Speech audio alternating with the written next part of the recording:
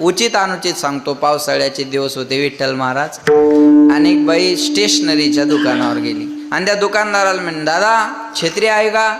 दुकानदार म्हणे, आहे ना ताई. केवढ्याची आहे? दुकानदार म्हणे, 100 रुपयाची आहे. ती बाई म्हणे, 100 रुपयाची? दुकानदार म्हणे, ताई मी सांगितले आणि तुम्ही दिले असं झालंय का? अहो मी सांगितले तर तुम्ही मागू शकता ना. विनायक भाऊ, त्या बाईनं सांगितलं म्हणे 50 रुपयाला द्या. 100 रुपयाची वस्तू 50 मागण्याचं धाडस फक्त ह्या बिचाऱ्या करू शकतात. एवढी हिंमत माणसात नाही बरं का, एवढी हिंमत माणसात नाही. महाराज भाव कराव बाया आहे नाच. बार्गेनिंग करायला बाया एक नंबर असतात बा. बरं झालं तारका घ्यायला बाया नाहीत, नाही तर महाराज डिझेलवरच मेला असतात. त्याला जेवण खाऊन 100 उरले असते बा. माणसाच्या हातात येते बरं आहे जरा चांगले दिवस आपल्या ते बायाच्या हातात नाही.